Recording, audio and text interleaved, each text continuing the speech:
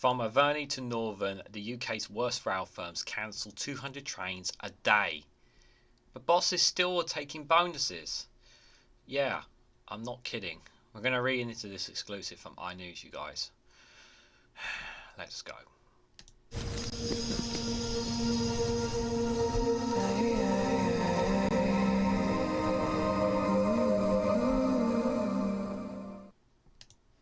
Good morning, good afternoon, good evening, wherever you are in the world. This is REGANELITE here with an exclusive from iNews with the headline: From Avanti to Northern, the UK's worst rail firms cancel 200 trains a day, but bosses can still take bonuses. Meanwhile, passengers will be hit with further fare rise of almost 5% in 2024. Yes, they're getting a 5% pay rise. Well, we're paying 5% more of our fares. Bosses are still taking bonuses. What an absolute joke. In comparison to other nations when it comes to their rail systems, yeah, it's pretty deplorable. It's getting to a point actually where in some cases actually it's better to fly, cheaper to fly for some people in the UK than it is to train. That's how pathetic it's getting at this point, guys. A lot of train companies have actually been so poor that they've actually gone back into state hands in the UK because they've been so badly handled, and it's ever the more reasons why they should all be back under state control. I think private firms have just not been good enough. Now I want to also make it clear that there are private rail firms in Germany where there are some rail companies that are privatized, but they have very strict guidance and measures in place so that they have to deliver a certain level of service and standards to maintain. We don't have that here. They kind of have a bit free reign, the private companies, and that's the problem. And we don't have a government willing to wheel them in. And neither the Conservatives over the last 30 years, or even I'm even gonna crap on Labour a bit here. They've not done anywhere near enough when they were in power. There needs to be, if you're going to privatise the rail industry, you need to have strict regulations in place. They have to abide by these certain guidelines, and if they don't, then they lose the contract and they lose all the money with it. There needs to be clear guidance if it is. Privatisation can work if there are rules and regulations in place. However, we've gotten to a point now where unless you're prepared to put these in, there's no point being privatised. So you might as well just put it back into the state's hands at this point. It's just not working. And to add insult to injury, as if it's bad enough that people who are stranded at stations, who can't get to where they're going, who rely on the trains to get to work or whatever their journey is, bosses are still taking bonuses. How is that right? How is it right that bosses are taking these bonuses while you're standing there on the train station cold by yourself, waiting for a train that may never come? Just speaks volumes, doesn't it, guys? So, how England's trains are getting worse here. So this here is rail operators are cancelling more trains in 2023 than they did before the pandemic in 2019, despite running fewer services overall here. So I'll just explain each and every one here.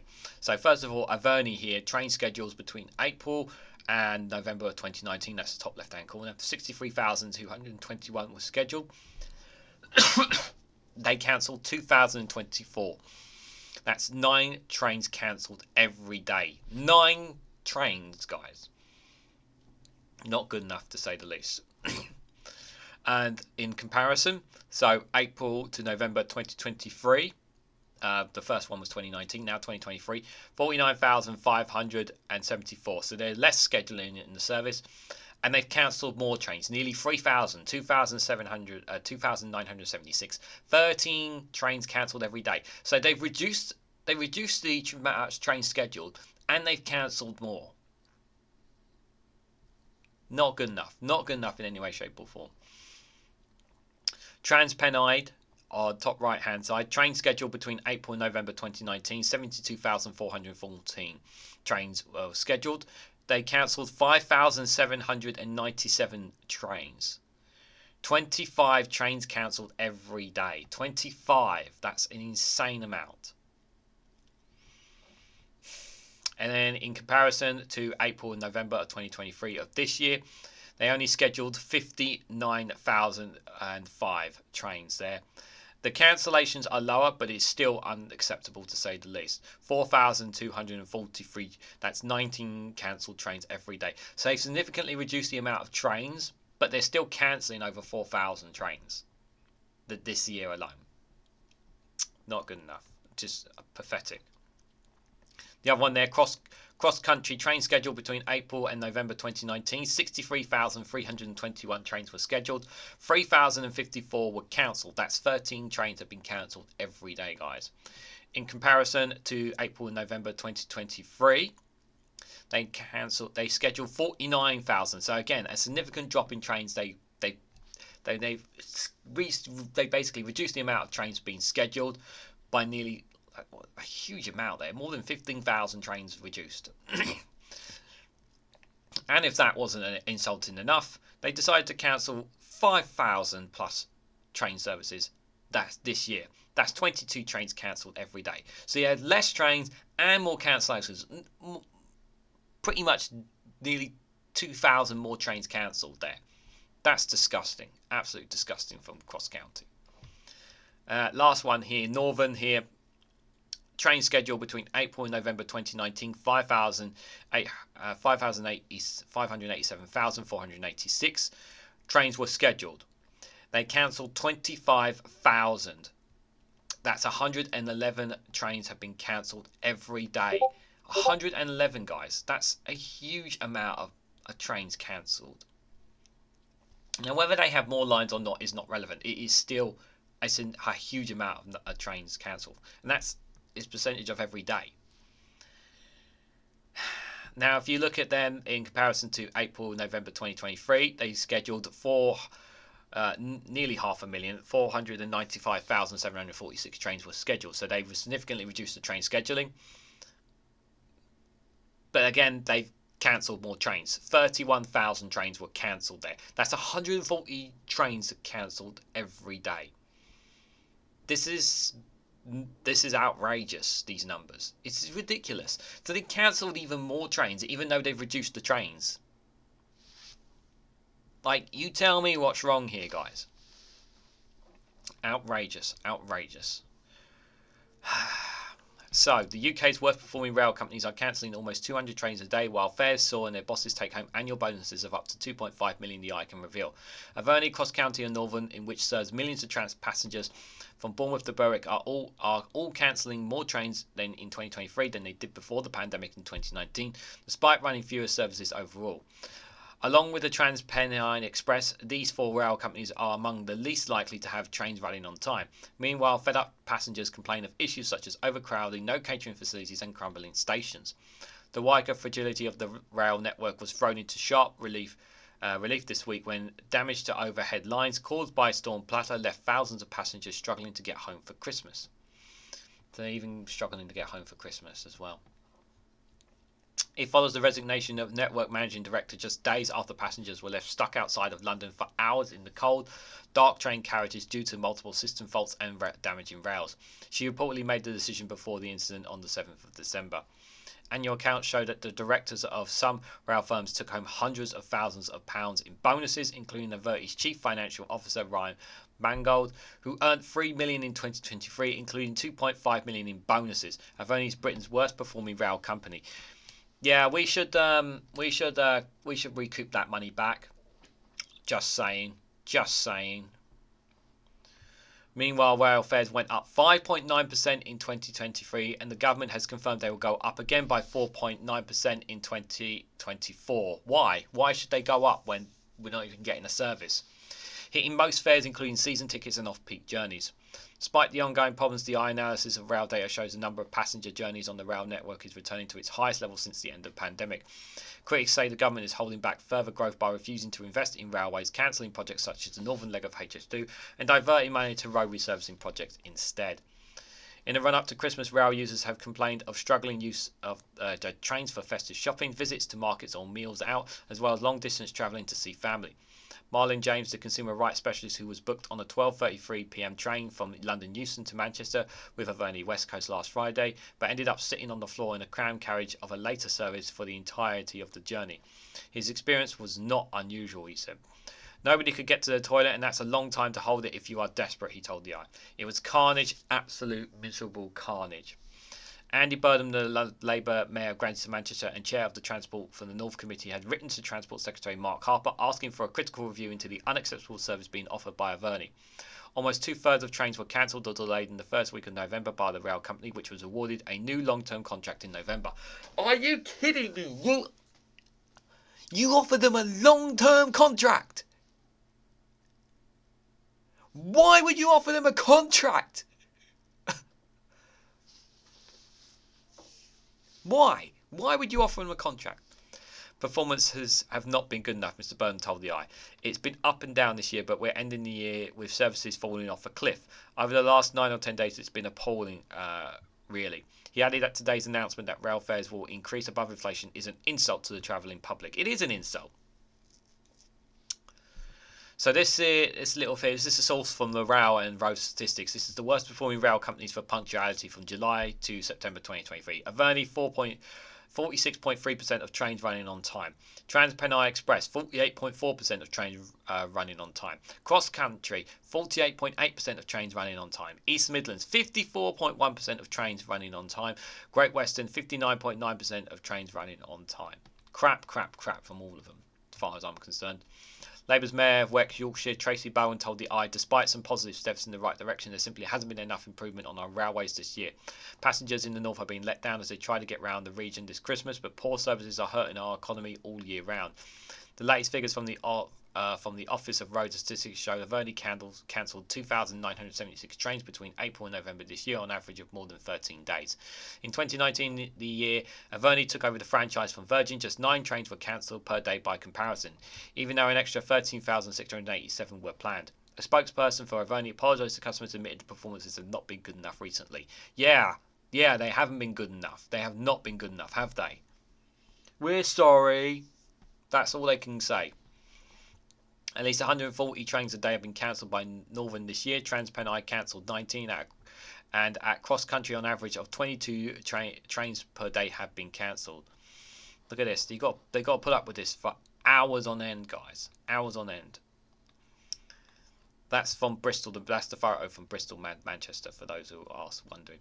Passenger Joe Goddard described the experience of travelling from Manchester, Piccadilly to Preston with the TransPennine last Friday night as disgraceful and downright dangerous. Standing room only and packed like sardines, he wrote on X, formerly Twitter. Like countless others, my wife and daughter stood up on their way home to Preston. My youngest, who is 10, nearly passed out. TransPennine Express apologised to Mr. Gooten, who asked him to lodge a formal complaint. Nick Kingsley, the editor of the railway Gutsy, told the Eye that he has a terrible experience travelling from Bristol to Manchester with cross-country trains to watch a football match last week, which was severely overcrowded. No one could get on after Warrington. There must have been 80 to 100 people still on the platform when we left Macclesfield, he said. I do worry that it puts people off using the railways. It does. The thing is, if you just get to the point where if you can avoid doing the railways, then you're going to avoid it, aren't you? But as rail operators are recording increasing poor performances, company directors are seeing salaries and bonuses soar. And where is the accountability here? None. There's no accountability here. They're able to get away with this. This is the problem. Nothing is being done by the government. According to the most recent accounts, the directors at TransPennine Express received a pay package worth $782,000 in salary and benefit in 2023 compared to $500,000 in 2022. Bumper pay and bonuses at train companies. Oh, God. The current managing director at these struggling rail companies are John Tonner of Cross County, £293,000. Chris Jackson, appointed September in 2023, TPE. Previously, Matt Goin, earning £326,000. Tricia Williams, appointed in August 2023 of Northern. Previously, it was Nick Donovan, who was earning £308,000. And Andy Mullers, who was appointed in March 2023 for Avanti. Previously, it was Steve Montgomery, which was £280,000. Both Northern and TransPennine Express have already been taken under public control in March 2020 and May 2023 respectively because of their continued poor performances, meaning that senior directors do not earn performance related bonuses. Though according to accounts published recently, directors at the TransPennine Express received a pay package worth £782,000 in salaries and benefits in 2023 compared with £500,000 in 2022. At Northern it rose slightly to 953, nearly £1 million in 2023 compared with 924,000 in 2022.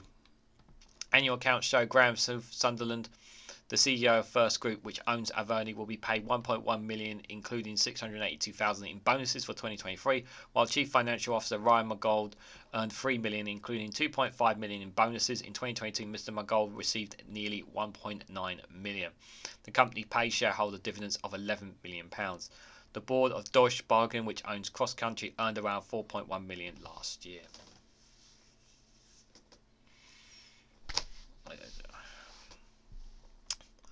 Mr. Kingsley believes the root cause of poor performance is a lack of investment in infrastructure, rolling stock and staff. No, it's because you're paying the money that is being invested is going straight into shareholders. The investment is there. You're just choosing not to invest in the rail infrastructure. Yes, it's frustrating, but we need to recognise that it's the government doing this, he said. The train companies are in what I would call a contractual headlock. They can't sneeze without getting it approved by the Department of Transport. There is just no plan for growth. I hear Mark Harper and the way he's talking about rail saying there isn't a recovery in passenger numbers. But we must be back above the 85% of pre-pandemic levels.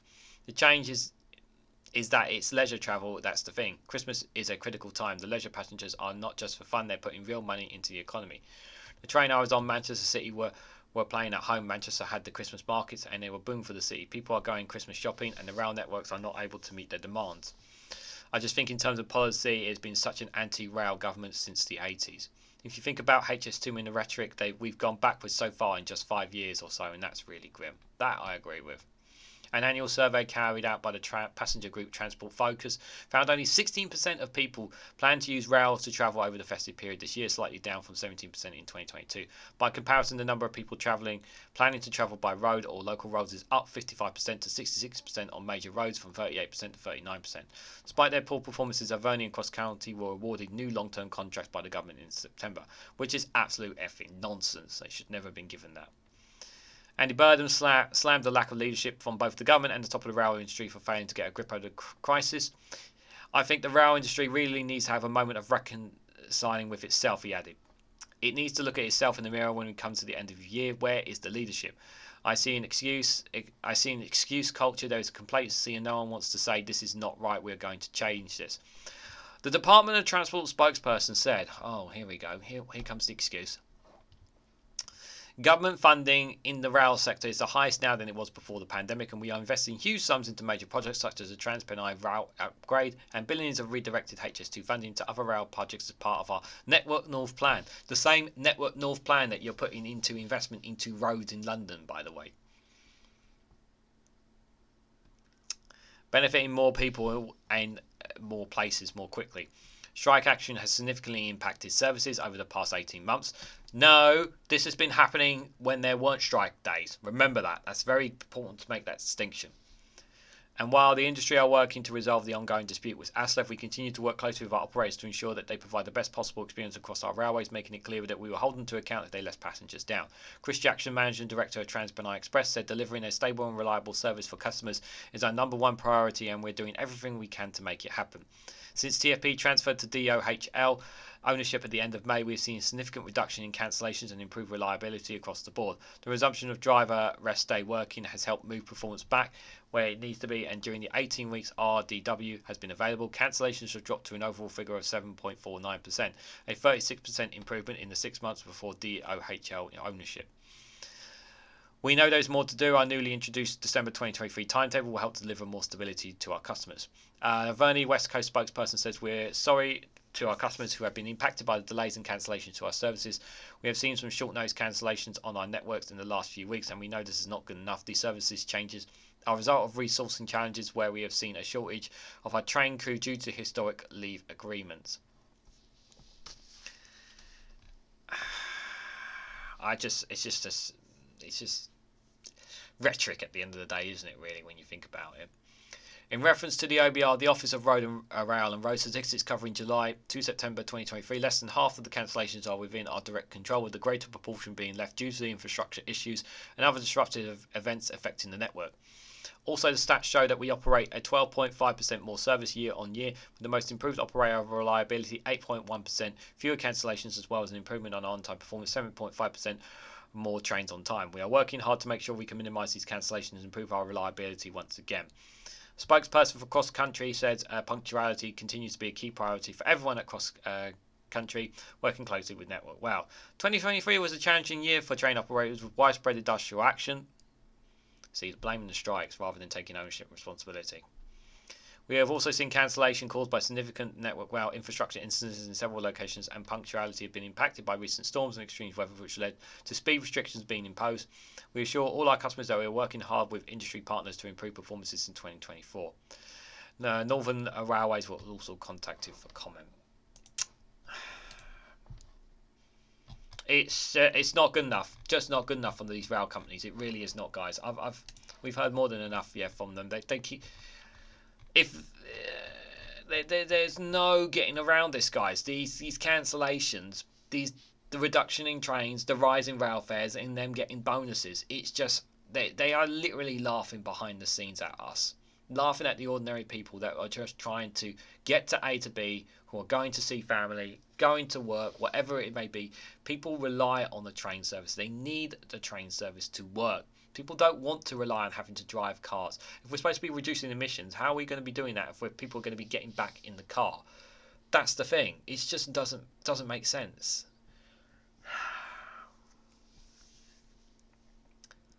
What do you guys think?